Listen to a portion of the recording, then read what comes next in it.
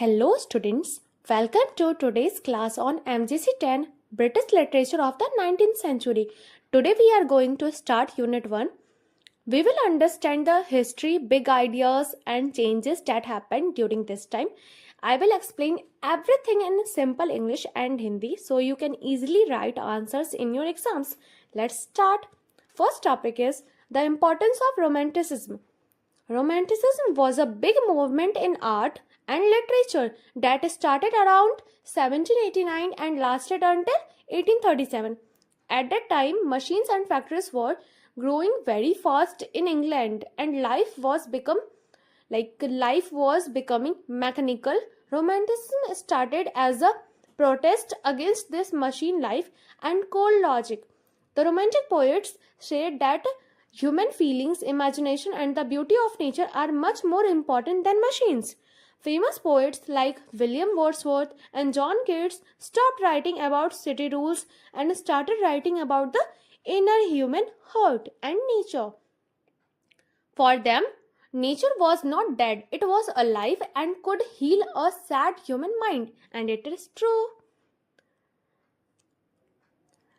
Students, romanticism 18वीं शताब्दी के अंत में शुरू हुआ एक आंदोलन था। उस समय इंग्लैंड में फैक्ट्रियां और मशीनें बहुत तेजी से बढ़ रही थी, जिससे इंसानों की जिंदगी मशीनी हो रही थी। इसके विरोध में रोमांटिक कवियों ने आंदोलन शुरू किया। उन्होंने कहा कि जीवन सिर्फ फैक्ट्रियों और पैसों से नहीं चलता। इंसान की भावनाएं, उसकी कल्पना और प्रकृति से सबसे ज्यादा जरूरी है। उन्होंने कहा कि प्रकृति कोई बेजान चीज नहीं, बल्कि उसमें एक जान है जो हमारे दुखी मन को ठीक कर सकती है। Second point is origin of Victorian poetry. Victorian poetry started when Queen Victoria became the ruler of Britain in 1837 and it lasted until her death in 1901. Before this, Romantic poets lived in the world of dreams and imagination. But Victorian poets decided to look at the real world. Britain was becoming a world power with huge cities, but it also had many problems. Therefore, Victorian poetry was born out of a need to talk about real life, social problems, and the struggles of the poor, and the change from country life to city life. It takes the emotional style of the Romantics but applies it to the hard reality of the modern world. Victorian poetry की शुरुआत 1837 में हुई, जब महारानी Victoria Britain की रानी बनी।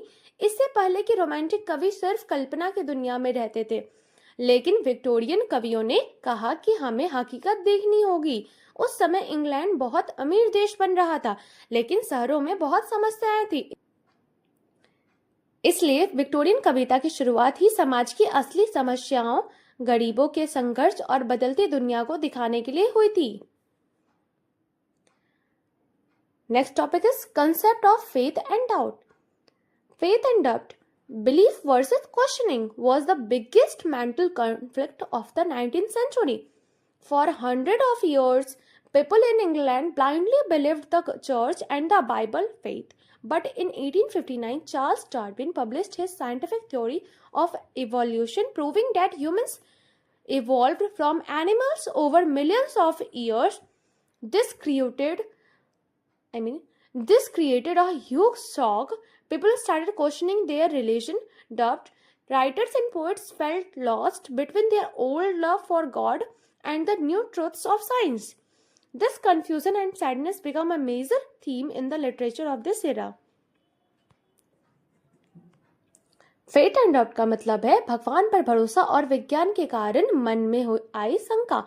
सालों से लोग धर्म और चर्च पर पूरा भरोसा करते थे, लेकिन 1859 में जब वैज्ञानिक चार्ल्स डार्विन ने बताया कि इंसानों को भगवान ने अचानक नहीं बनाया, बल्कि हम जानवरों से धीरे धीरे विकसित हुए हैं, तो लोगों का भरोसा टूट गया। लोग असमंजस में पड़ गए कि वे धर्म को माने या विज्ञान को। इसी मानसिक तनाव और अकेलेपन को इस दौर के लेखकों ने अपनी रचनाओं में दिखाया है। फोर्थ टॉपिक है हमारा mercantilism and industrial. Mercantilism was a economic system where a country tries to become rich by doing maximum business, exporting goods, and capturing other countries, making colonies like India. This business and mind started the Industrial Revolution, where machines replaced human hands. Britain became the richest country in the world, the workshop of the world.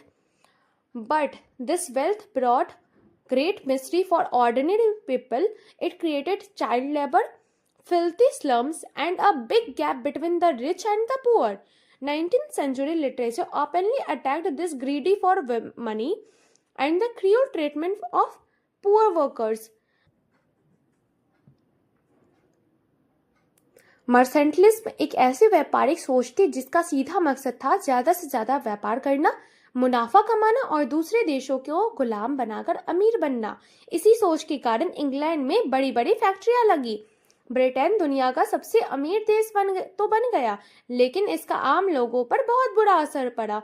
छोटे बच्चों से फैक्ट्रियों में काम कराया जाने लगा, शहरों में गंदगी बढ़ गई, अमीर गरीब की खाई गहरी हो गई। 19वीं सदी के लेखकों ने इसी पैसे के लालच और गरीबों के शोषण के खिलाफ लिखा। फिफ्थ टॉपिक है हमारा emergence of new themes and techniques. Because society was changing fast, 19th century writers stopped using old traditional styles and created new themes and techniques. In themes, they started writing about the rights of women, the mental stress of individuals, and class struggles. In technique, they created the dramatic monologue. In poetry, in a dramatic monologue, only one character speaks to a silent listener. Through his speech, the reader can understand the deep hidden secrets of that character's mind. Robert Browning was the master of this new technique. समाज में हो रहे बदलावों के कारण लेखकों ने पुराने ढर्रे को छोड़कर नए विषयों और नई तकनीकों का इस्तेमाल किया। अब वे महिलाओं के अधिकारों और इंसानी दिमाग के तनाव पर लिखने लगे। कविता में एक नई तकनीक आई जिसे ड्रामेटिक मोनोलॉग कहा जाता है। इसमें नाटक की तरह एक ही व्यक्ति लगातार बोलता है और सुनने वाला चुप रहता है। बोलने वाले की बातों से उसके मन के अच्छे या बुरे विचार खुद ब खुद सामने आ जाते हैं। Students, let us quickly revise all the 5 points in short so you can easily remember them for your exams. So, our first topic is importance of Romanticism, a poetic movement that valued human emotions, feelings, and the peaceful beauty of nature against the stressful life of machines. यह मशीनों के खिलाफ भावनाओं और प्रकृति को बचाने का आंदोलन था। Next is origin of Victorian poetry. Poetry that started during Queen Victoria's time, 1837, to show the real problems of society and city life instead of just beautiful dreams. यह कल्पना की दुनिया को छोड़कर समाज की कड़वी सच्चाई दिखाने वाले कविता थी। Faith and doubt, a deep mental confusion where traditional religious belief fought against new scientific discoveries. विज्ञान के आने से धर्म और भगवान पर उठे सवालों की उलझन। Fourth topic is the race to make the country rich through business and factories, which brought money to Britain but brought poverty and pain to poor workers. व्यापार और मशीनों से देश तो अमीर हुआ, लेकिन मजदूरों और बच्चों का शोषण बढ़ा। Lastly, new themes and techniques. The birth of new topics like human rights and women rights and new poetic styles like the dramatic monologue to reveal a character's hidden mind.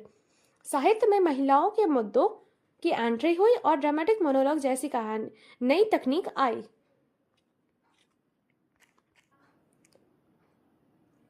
So student, that is it for unit 1 of your MJC 10th syllabus. I hope these simple points and definition and explanation help you write perfect answers in your graduation exams.